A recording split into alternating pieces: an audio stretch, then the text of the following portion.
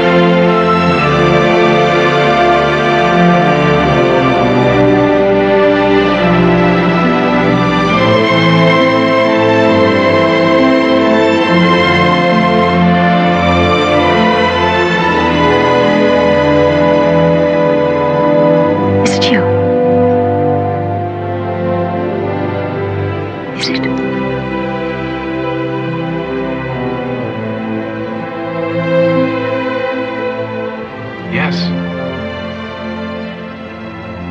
Are you all right? I've been back here once before for the Summer in Time weekend, and Chris Reeve had always told me what an extraordinary occasion it was. And you know, our dream when we finished the movie was that the two of us were just going to quietly sneak up on the island and just have our own private reunion here. But sadly, that never happened. And he'd gone to a reunion, and he said, "Jane, you have no idea what goes on." He said, "This is unbelievable. You've got to do it." And so, by the time I was able to go and do it, sadly, Chris had already lost his mobility and he was in a chair, so he couldn't come. So I did the next best thing. I came and I managed to get Chris on the telephone, and we actually had a live interview with everyone there, and I think he was at a hockey game. But you know, that was as close as I could get. To come here for the Summer in Time weekend is really special. To see all these people who've come from all over the world that have saved and worked on putting their outfits together for a whole year. And you know, a lot of people I've met are here with their 30th, 40th wedding anniversaries. They're here with their children, with their grandchildren. It's magic, because it really means that the subject matter of this film impacts people in a wonderful, positive way, and it's timeless.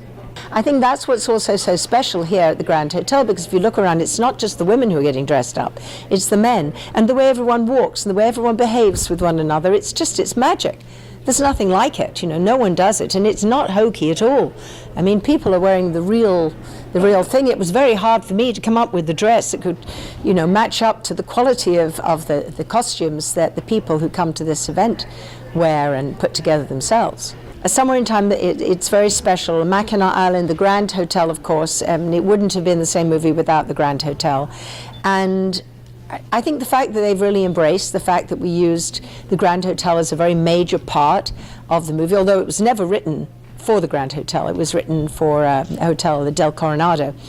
But I think the Grand Hotel is the only place we could ever have made it, and to be permanently tied with the Grand Hotel, with Mackinac Island, which is this tiny little island that most people have no idea about and is obviously somewhere so beautiful and the pride of Michigan.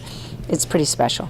I would say that the moment you land on this island, you realize you've gone back in time.